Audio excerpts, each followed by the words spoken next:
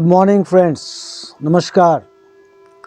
आप सभी ने दिवाली बहुत अच्छे से मनाई होगी और मुझे उम्मीद है आपके घर में खुशियाँ, लक्ष्मी व अन्य सभी प्रकार की देवी देवताओं का आगमन हुआ होगा और आपके घर में खुशियाँ आई होंगी। मेरी सबके लिए शुभकामनाएं हैं।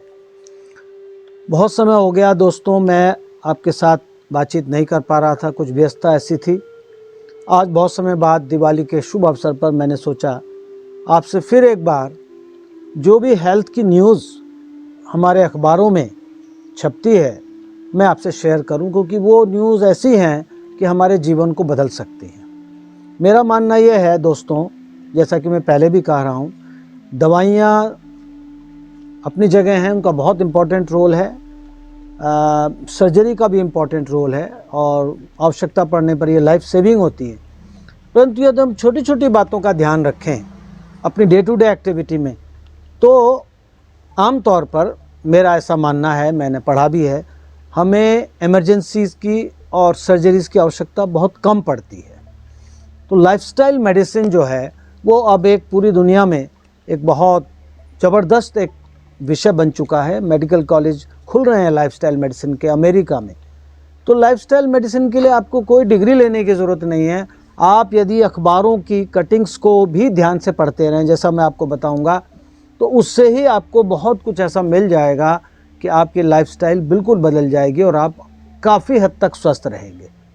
कुछ खबरें मैं आपको पहले जून महीने के शेयर करता हूं, फिर समय बचा तो मैं आगे की बताऊंगा। देखिए, सबसे बहुत इंटरेस्टिंग खबर ये आई है जो मैं आपको दिखा रहा हूं अभी स्क्रीन पर। Mindful meditation can be beneficial in relieving pain. आज के समाज में अलग अलग कारणों से पेन बहुत बड़ी समस्या है। घुटने का दर्द हो, आर्थराइटिस का दर्द हो, हेडेक हो, या अनफॉर्चुनेटली कैंसर में जो पेन होता है वो तो भयंकर होता है। इन सब में कई बार पेन किलर्स काम नहीं आती और पेन किलर्स की अपनी लिमिटेशन है, उनके साइड इफ़ेक्ट्स हैं। तो ये स्टडी कहती है, University of California San Diego School of Medicine में हुई है, जिसमें उन्होंने एक स्टडी करी है। उन्होंने पाया है 40 वॉलेंटियर्स पर जिनको एक्सक्रूशिएटिंग पेन पैदा किया गया था, तेज़ दर्द पैदा किया गया था, मगर जब उन्हें मेडिटेशन कराया गया तो पाया गया कि दर्द का एहसास कम हुआ। और उसका क्यों कम हुआ? The study demonstrated that mindfulness meditation cuts off the flow of information between brain regions responsible for pain reception and those that generate the feeling of pain in the self। यानी जहाँ से पेन पैदा होता है और जहाँ वो brain में रजिस्टर होता है, उसके फ्लो को मेडिटेशन थोड़ा सा बाधित कर देता है, डाइवर्ट कर देता है। तो ये बहुत अच्छी खबर है। मगर मेडिटेशन आप रातों रात नहीं सीख सकते। यानी आपको जब पेन शुरू हुआ तब मेडिटेशन करना शुरू करो, तब नहीं है। आपको रेगुलर मेडिटेटर अगर आप हैं तो आपको इसका लाभ ज़्यादा होगा। और मेडिटेशन के साथियों इतने लाभ हैं, मैं समझता हूँ कि शायद फ्री में अगर कोई चीज़ हमें लाभ कर सकती है फ्री में, one of the top is meditation. तो इसके बारे में इतना ही, फिर आगे कभी डिस्कस करेंगे। और देखिए, बड़ी इंटरेस्टिंग खबर है, social media detox can improve mood and lower anxiety as per a new study. ये भी आपकी टाइम्स ऑफ इंडिया की 14/7/22 की न्यूज़ है। इसमें पाया गया, स्टडी ऑथर हैं जेफ्रे लैम्बर्ट। वो कहते हैं कि 154 individuals 18 to 72 who are spending at least 8 hours each week on social media, 8 घंटे पर वीक स्पेंड करते थे। उन्हें जो है एक हफ्ते के लिए उन्हें 2 ग्रुप्स में डिवाइड कर दिया गया, जिनमें एक ग्रुप को एक हफ्ते के लिए सोशल मीडिया से कट ऑफ कर दिया गया, उन्होंने खुद से कट ऑफ किया, और दूसरे ग्रुप ने नहीं किया। The result showed participants who did not use social media reported significant improvement in anxiety, depression and overall mental health. बहुत बड़ी फाइंडिंग है कि एक वीक सोशल मीडिया से अगर आप कट ऑफ हो गए, वो वॉलंटियर्स आधे उनमें बहुत अच्छा इम्प्रूवमेंट हुआ एंग्जाइटी स्कोर में, डिप्रेशन में, ओवरऑल मेंटल हेल्थ में।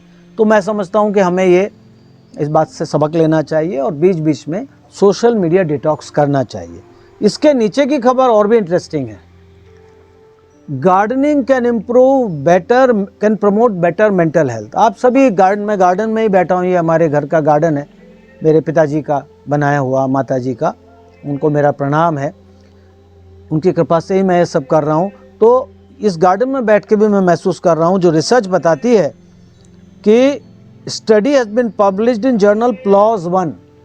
PLOS One is one of the most impartial and one of the most popular and scientific journal in medical science। उसमें स्टडी छपी है कि फ्लोरिडा के साइंटिस्ट ने करा है कि गार्डनिंग से स्ट्रेस लेवल कम होता है, एंजाइटी कम होती है, डिप्रेशन कम होता है। Both gardening and art activities involve learning, planning, creativity and physical movement. They are both used therapeutically in medical settings. This makes them more comparable scientifically speaking। इस तरह से इन्होंने ये स्टडी करी है। और गार्डनिंग को मेंटल हेल्थ के यूज़ करना और थेरापेटिक्स के लिए यूज़ करना, कहते हैं वो 19th सेंचुरी से शुरू हो गया था। At the end of the experiment, many of the participants were saying not just how much they enjoyed the session, but how they plan to keep gardening। उन्होंने कहा ये सेशन तो आपने करा दिया गार्डनिंग का, अब हम कंटिन्यू करेंगे गार्डनिंग। तो मित्रों, जिनके पास भी गार्डन है या नीचे है या रूफ गार्डन है, उसको आप ज़रूर एक हेल्थ प्रमोटिंग एक्टिविटी के रूप में करें, केवल हॉबी के रूप में ही नहीं, ऐसा ये स्टडी कहती है। एक अच्छी खबर, हम हमेशा हेल्थ के बारे में, देश के बारे में नेगेटिव खबर ही सुनते हैं। एक बहुत बड़ी और बड़ी इम्पॉर्टेंट खबर है, वो ये है कि माल नरिशमेंट यानी कि बहुत कमज़ोरी, वज़न बहुत कम होना, स्टैंडर्ड से उसको माल नरिशमेंट कहते हैं, वो 224.3 मिलियन जो है वो कम हो गया है 15 साल में। In terms of percentage, prevalence of under nutrition in India which stood at 21.6% in 2004-26 has declined to 16.3% in 1921। यानी कि 2004 में 21.6% लोग बहुत पतले थे, कमज़ोर थे, वेट कम था उनका बहुत, और वो अब घट के 16% आ गया। यानी कि बहुत अच्छी खबर है, बहुत पॉजिटिव न्यूज़ है हमारे देश के लिए, हमारे सभी देशवासियों के लिए। इसी तरह से बच्चों में स्टंटिंग होती है। स्टंटिंग मतलब वजन तो कम रह ही गया, हाइट भी कम रह गई। ये भी एक बहुत बड़ी समस्या पूरे जीवन को प्रभावित करती है, जैसे माल नरिशमेंट करती है। उसमें भी कमी आई है, जो 41.7% था 2012 में, वो 30.9% हो गया, यानी कि लगभग 10% की गिरावट इसमें भी आई है। तो ये एक बहुत पॉजिटिव न्यूज़ है हेल्थ की, कि हमारे देश में वज़न कम होना और हाइट कम होना, जो बहुत बड़ा एक देश का, मैं कहूँगा एक अभिशाप माना जाता है, वो अब कम हो रहा है। आगे चलते हैं। अब ये थोड़ी खबर चौंकाने वाली है, और जो यंग लोग, स्पेशली जो those who are from 15 to 39 years of age, ज़्यादातर ऐसे ही लोग हैं जो मेरे शायद सुनने वाले हैं और भी हैं, इनके लिए एक बहुत चौंका देने वाली खबर है, और खबर है अल्कोहल से रिलेटेड, और छपी है लैंसेट में। लैंसेट भी साथियों टॉप मोस्ट जर्नल है इस समय वर्ल्ड में हेल्थ का। इससे बड़ा जर्नल बहुत मुश्किल है ढूंढना। लैंसेट, LANCET, उसमें छपा है ये, और ये 15/7/22 की खबर है। वो कहता है कि इस उम्र में, जो मैंने बताया 13 to 39 एज ग्रुप में, अल्कोहल चाहे कम पिएं चाहे मॉडरेट पिएं, ज़्यादा तो नुकसान है, ये तो पता ही था हमें। हर एज ग्रुप में if you drink excess alcohol it is going to harm you. ये स्टडी बताती है इवन मॉडरेट ड्रिंकिंग, जिसको हम डॉक्टर्स कई बार जिस वजह से भी कि नहीं साहब ये तो अच्छा है, दिल के लिए अच्छा है थोड़ा, ये खबर इस एज ग्रुप में बिल्कुल खारिज कर दी गई है। और उसमें आया है कि गाइडलाइंस में कहते हैं, researchers suggested the global alcohol consumption recommendation should be based on age and location, targeted towards males especially between 15 to 19 who have the greatest risk of harmful liquor consumption worldwide। Our message is simple, young people should not drink। सुन लीजिए आप जो young people सुन रहे हैं, मुझे हो सकता है दिवाली में कुछ लोगों ने मज़े करने के लिए किया हो, यंग लोगों के लिए तो स्पेशली, हालांकि ओल्डर के लिए भी जो एविडेंस है वो क्लियर कट नहीं है। मैं इस पे बहुत अध्ययन किया है। जो इससे ऊपर हैं यानी 40 से ऊपर हैं, ऐसा वो ना मान ले कि उनके लिए बहुत अच्छा है मॉडरेट ड्रिंकिंग। उनके लिए भी हार्ट के लिए हो सकता है अच्छा हो, बट ओवरऑल हेल्थ के लिए अच्छा नहीं है। स्टडी प्रूव नहीं करती इसको। मगर इस एज ग्रुप में जिसकी हम बात कर रहे हैं 15 to 39, इसमें तो क्लियर इसमें है कि इसका कोई लाभ नहीं है, हानि ही हानि है। तो इसलिए इस स्टडी को फॉलो करें, लैंसेट में छपा है, और जिसको डाउट हो क्लियर करें और इसको बिल्कुल दिमाग से निकाल दें कि अल्कोहल लेने का यंग एज में कोई लाभ है, कोई लाभ नहीं है। पहले भी मुझे तो क्लियर था इस बात को, बट ये स्टडी आ गई है और ये हमें सावधान करती है। आगे चलते हैं। It is official, poor sleep ups the risk of heart disease. Heart disease में हम पहले, और ये कौन कह रहा है? अमेरिकन हार्ट एसोसिएशन, 3/7/22 की खबर है टाइम्स ऑफ इंडिया की। अमेरिकन हार्ट एसोसिएशन ने अपनी 6 रिस्क फैक्टर जो बोलते थे, the checklist known as Life Essential 7, उसको 8 कर दिया है। उसमें अब क्या जोड़ दिया है? पहले था physical activity, nicotine exposure, diet, ये जो मॉडर्न डाइट है, वेस्टर्न डाइट, जिसको हम लोग आज हिंदुस्तान में भी लेने लगे हैं, वेट बहुत ज़्यादा होना, ब्लड ग्लूकोज अनकंट्रोल्ड होना, cholesterol, blood pressure. Now they have added one more and that is lack of sleep.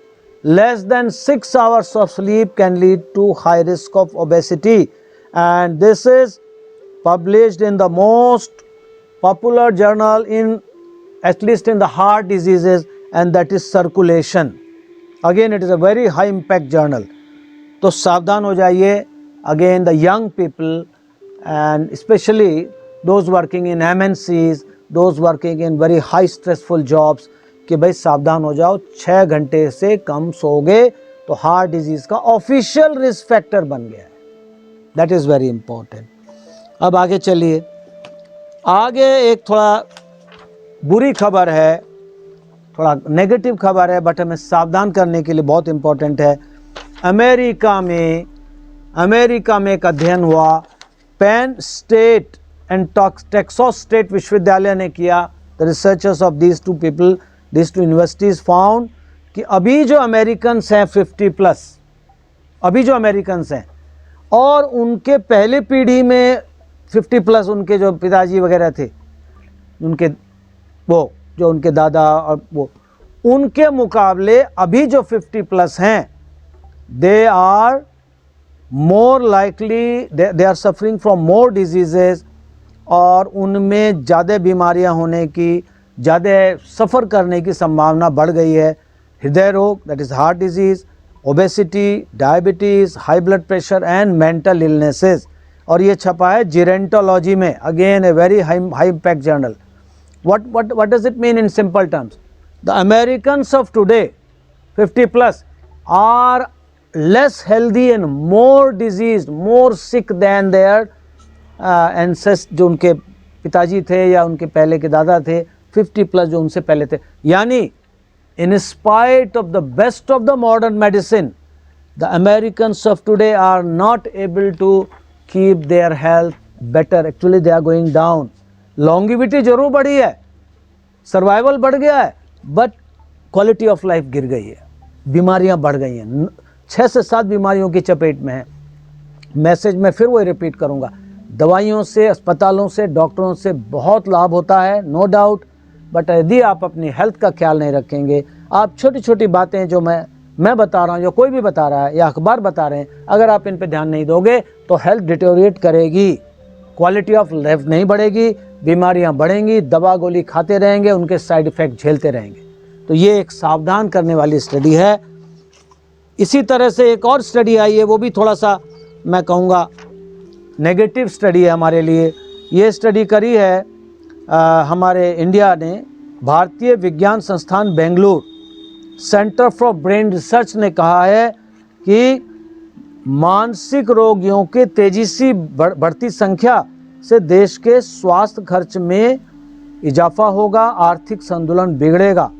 एक तो ये कहा मेंटल हेल्थ बढ़ रहा है, कोरोना के बाद से विशेषली बढ़ रहा है, और इंडिया में भी बढ़ रहा है.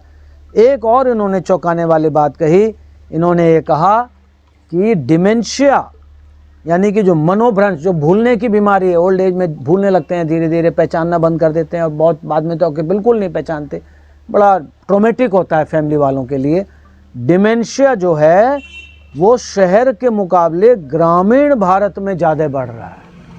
Now this is something very very and unexpected, this is something very bad, because generally we think कि गांव के लोग ज़्यादा हेल्दी होते हैं। कोरोना में भी मैंने आपको बताया था, गाँव में खासकर इधर मैं बात करूं, यहाँ की स्टडीज़ बहुत मैंने पढ़ी हैं, वेस्टर्न यूपी में तो बहुत सारे गांव ऐसे थे जहाँ कोरोना का कोई ऐसा प्रकोप नहीं मिला। ऑफ कोर्स उन्हें हुआ इन्फेक्शन, बाद में उनके ब्लड टेस्ट से पता चला, बट बीमार कोई ज़्यादा नहीं हुआ, कोई बहुत ज़्यादा इमरजेंसीज नहीं हुई, डेथ्स भी बहुत कम हुई। तो वैसे भी हम जानते हैं ब्लड प्रेशर वहाँ के रेट्स करीब हाफ हैं, डायबिटीज़ करीब हाफ मानी जाती है, ओबेसिटी भी कम है, बट डिमेंशिया बढ़ावा मिल रहा है, तो that is something very very bad. मेरा अपना मानना ये है, दिस इज़ माई हाइपोथेसिस, मैं अपने पब्लिक हेल्थ का एक्सपर्ट हूँ, so I have right to share my hypothesis. मेरी हाइपोथेसिस ये है, गाँव में भी धीरे धीरे ये लाइफस्टाइल डिजीज़ तो बढ़ी रही हैं, साथ में गाँव की जो स्ट्रेंथ थी वो थी सोशल इंटरेक्शन, एक दूसरे से मिलना जुलना, एक दूसरे के प्लेजेंट्री एक्सचेंज करना, दुख सुख में भाग लेना, मेंटल एक्टिविटी में इन्वॉल्व रहना। अब गांव वाले भी जहाँ भी देखो मोबाइल लेके बैठे रहते हैं, टीवी से चिपके रहते हैं, जहाँ देखो खेत में भी बैठे हैं, हवा चल रही है बहुत शानदार और चिड़िया बोल रही हैं, और वो बैठा हुआ जो है किसान या जो भी या मजदूर जो भी हैं गांव वाले, वो बैठे मोबाइल में घुसे हुए हैं। तो मैं समझता हूँ one of the reasons could be गाँव में जो social interaction, rich social interactions, rich social connectivity, lot of activities. मैं बचपन की बात करूं तो चौपड़ खेलते होते थे, ताश खेलते होते थे, गिल्ली डंडा खेलते होते थे, आइस पाई खेलते होते थे, पता नहीं कितने गेम्स खेलते थे सब लोग। बुजुर्ग अपने ढंग से एंगेज रहते थे, कुछ ना कुछ एक्टिविटी में रहते थे। अब वो एक्टिविटीज़ धीरे धीरे ख़त्म हो रही हैं, और ये जो है सोशल मीडिया या मोबाइल और ये सब चीज़ें, वो मैं उसके अगेंस्ट नहीं हूँ, मोबाइल इज़ एसेंशियलिटी, उसी के थ्रू मैं आपसे बात कर रहा हूँ, बट उसी में घुसे रहना हमेशा, उसको अपने आस पड़ोस में ना देखना, अपने प्रियजनों से नहीं कनेक्टेड रहना, I think this could be one reason. तो ये मैंने आपको बताया, थोड़ी बुरी खबर।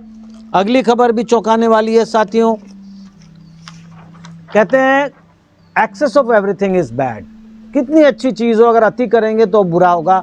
ऐसा ही विटामिन डी के साथ हो रहा है। ये स्टडी है, ये डॉक्टर्स ने क्वेश्चन दिया है 6/7/22 टाइम्स ऑफ इंडिया। इसमें कहते हैं कि due to some confusion we are taking excess of vitamin D. Doctors से बिना पूछे, डॉक्टर्स की सलाह लिए बिना विटामिन डी, या उन्होंने सलाह भी दी है तो उनसे ये नहीं पूछते बंद कब करना है, और लेते चले जाते हैं विटामिन डी, और उसका नुकसान ये हो रहा है कि विटामिन डी की टॉक्सिसिटी बढ़ रही है। तो इसलिए आपको विटामिन डी उतना ही लेना है जितना डॉक्टर ने बताया है। और जैसे मैं धूप में बैठा हूँ, अब धूप का सीज़न आ रहा है, इसको ज़रूर धूप को एंजॉय करें, ज़रूर सुबह मॉर्निंग की धूप लें, और विटामिन डी रिच फूड्स भी खाएं जो थोड़ा फैट रिच होते हैं। Vitamin D is a fat soluble vitamin, तो इसलिए उसके हिसाब से थोड़ा सा आपको फैट चीज़ें, एग्स हैं या आपका मिल्क प्रोडक्ट्स हैं, ये भी आपको खाने चाहिए। अभी मैं आपको बताऊंगा अगली स्टडी में कि milk is not that bad, या food is fat is not bad. मैं आपको पहले भी कहता रहा हूँ, और एक पूरा ये हिंदुस्तान में पूरा एक आया था, मैंने इसको रख लिया संभाल के, शरीर की मजबूती के लिए खाइए गुड फैट। एक्चुअली हमने क्या किया साथियों, बहुत सारे कारण हैं इसके। एक एंसल केस महाराज थे, अमेरिकन रिसर्चर, उन्होंने फ़ैट को बिल्कुल ही ब्लैक पेंट कर दिया, और ये सुनने में आता है, मैंने पढ़ा है, मेरे पास के आर्टिकल्स हैं कि एंसल केस जिन्होंने ये फैट डाइट हार्ट हाइपोथेसिस दी थी, वो थोड़ा ओवरबोर्ड चले गए। और ऐसा भी सुनने में आता है कि उन्होंने शुगर लॉबी से, जो ये रिफाइंड कार्बोहाइड्रेट वाले हैं, उनसे शायद उन्होंने कुछ, उनकी साठगांठ थी, भगवान जाने जो भी था, बट फैट को ब्लैक लेबल कर दिया गया, फैट को बिल्कुल विलेन बना दिया गया। उससे जो कैलोरी डेफिसिट हुआ उसको किसने भरा? उसको भरा रिफाइंड कार्ब्स ने, मैदा ने, चीनी ने, पास्ता ने, पिज़्ज़ा ने, बर्गर ने, समोसे ने और पराठे ने, इन सब ने। तो उससे जो है ऐसा कह रहे हैं, बहुत सारे रिसर्चर्स ऐसा कह रहे हैं कि जो हमने फैट को बिल्कुल कम कर दिया और रिफाइंड कार्ब्स खाने लगे, इसी से डायबिटीज़ बढ़ी है, इसी से हार्ट डिजीज़ का भी रिलेशन है और बहुत सारी बीमारियों का है। अब वापस से आ रहा है कि गुड फैट्स हमें खाने चाहिए। फैट में after all fat soluble vitamin है, बहुत सारे फैट सॉल्युबल विटामिन्स हैं। विटामिन ए, डी, ई जो हैं ये फैट सॉल्युबल हैं, फैट के साथ ही मिलते हैं, इम्यूनिटी के लिए ज़रूरी हैं। उसके अलावा कहते हैं नारियल के तेल में मीडियम चेन फैटी एसिड्स पाए जाते हैं जो एंटीऑक्सीडेंट और खाने की चीज़ों में मिलने वाले दूसरे तत्वों को ग्रहण करने में सहायक होते हैं। They help absorbing the antioxidants. इसी तरह से घी के बारे में भी अब दुनिया की सोच बदल रही है, भारत में भी बदल रही है। वो कहते हैं भाई देसी घी जो है वो थोड़ा लेना चाहिए लिमिट में, इट इज़ नॉट बैड। इसके बारे में डिटेल में फिर बताऊंगा। इवन डॉक्टर मनचंदा साहब जो लीजेंडरी कार्डियोलॉजिस्ट हैं, कार्डियोलॉजी के हेड रहे हैं एम्स में, अब गंगाराम में कंसल्टेंट हैं। डॉक्टर गुंजन कपूर हैं, वो भी एक मानी हुई कार्डियोलॉजिस्ट हैं, और भी बहुत लोग हैं और बहुत सारे कार्डियोलॉजिस्ट हैं, बहुत सारे। असीम मल्होत्रा साहब हैं, वर्ल्ड फेमस कार्डियोलॉजिस्ट, और लोग हैं। वो कहते हैं थोड़ा फैट, गुड फैट एक लिमिट में खाना चाहिए। और उसमें इस आर्टिकल में घी को लिखा है, अंडे के लिए लिखा है, नट्स बटर को लिखा है, सूखे मेवे dry fruits I think friends is one of the best source for healthy fats. और मैं तो रोज़ नियम से बाय गॉड्स ग्रेस रात को भिगोता हूँ, सुबह खाता हूँ। 5 या 6 बादाम, अगर गुलबंदी हैं तो थोड़ा बढ़ाना पड़ेगा, छोटे होते हैं तो उसमें तो 10 से 12, और अगर ये बड़े वाले हैं तो 5 बादाम, 1 अंजीर में भिगोता हूँ, और आपके 5 मुनक्के, और 1 या 1.5 अखरोट की गिरी। ये भिगो के मैं रोज़ सुबह चबा चबा के खाता हूँ। And I think every one of us should eat it, जो भी अफोर्ड कर सकते हैं। उसके अलावा सूखे मेवे, नारियल को भी ब्लैक लिस्ट कर दिया गया। नारियल को बिल्कुल ऐसा बना दिया गया कि नारियल तो बहुत ही बुरी चीज़ है। और इनकी जगह किसने ली, ये ध्यान देने की बात है, रिफाइंड ऑयल ने, जो WHO भी मानता है कि वो खतरनाक है। और किसने ली जगह, ट्रांस फैटी एसिड्स ने, डालडा, ये सब जो दोनों ही बहुत ही हानिकारक पाए गए हैं। तो डबल नुकसान हुआ। हमने जो हेल्दी फैट्स खाने बंद कर दिए, एक तरफ तो हम रिफाइंड कार्ब्स खाने लगे, पिज़्ज़ा और ये बर्गर, मैं खाली पिज़्ज़ा बर्गर की नहीं बात कर रहा, समोसे भी हैं, नमकीन भी, जो भी रिफाइंड फूड्स है, रिफाइंड कार्ब जहाँ से भी आते हैं वो खाने लगे। आटा पिसा हुआ ये मैदा खाने लगे, चीनी खाने लगे, और रिफाइंड कार्ब्स भरा पड़ा है सारे बेकरी प्रोडक्ट वो खाने लगे, क्योंकि फैट से कैलोरी बंद कर दी। दूसरी तरफ जो फैट लाए उसकी जगह वो और भी खतरनाक, refined oils and trans fatty acids. तो इससे बहुत गड़बड़ हुआ है साथियों, बहुत गड़बड़ हुआ है। So let us revise our basics, let us go back to the research and let us find out what is good for us. मैं समझता हूँ अभी जून का ही मैं रोक देता हूँ अपने को, जून माह का जो मैंने इकट्ठा किया हुआ था बहुत टाइम से, और मैं बहुत जल्दी आपको ये मैं नहीं सर जुलाई का है, ये जुलाई, अगस्त, सितंबर, अक्टूबर का मैं आपको बहुत जल्दी करूँगा। बहुत सारी खबरें हैं, बहुत इंटरेस्टिंग हैं। आप जुड़े रहिए इस चैनल से। अपने स्वास्थ्य का ध्यान रखिए, अपने परिवार का ध्यान रखिए। छोटी छोटी बातें, मैं फिर वही रिपीट कर रहा हूँ जो शुरुआत में कहा था, छोटी छोटी बातें सुबह से लेकर शाम तक ध्यान रखेंगे तो जो गीता में भगवान ने कहा है वो बात पूरी हो जाएगी। लाइफस्टाइल का श्लोक गीता का रिपीट करता हूँ, युक्त आहार विहारस्य युक्त चेष्टसी कर्मसु युक्त स्वप्न बोधस्य योगो भवति दुःखः। भगवान कहते हैं युक्त आहार विहारस्य, एप्रोप्रिएट डाइट, ये सब हम एप्रोप्रिएट डिस्कस कर रहे हैं। युक्त प्रॉपर, युक्त आहार, विहार प्रॉपर एक्टिविटी, घूमना टहलना, जॉगिंग, ये एक्टिविटी, टहलना, सीढ़ी चढ़ना, युक्त आहार विहार से। युक्त चेष्टसी कर्मसु, कर्म में युक्त चेष्टा, ना ज़्यादा ना बहुत कम। बहुत ज़्यादा भी काम में डूबे रहे, सोए नहीं, गड़बड़ हो जाएगी, रिस्क फैक्टर में आ गया है स्लीप का और चीज़ों का। युक्त चेष्टसी, जरूरी कर्म करें, मेहनत करें, बट उसका भी एक लिमिट।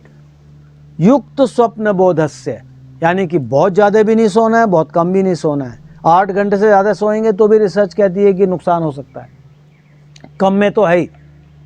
युक्त स्वप्न बोधस्य योगो भवति दुःखः, दुखों का नाश करने वाला योग तो उसी का सिद्ध होता है जो लाइफस्टाइल को ठीक से मैनेज करता है।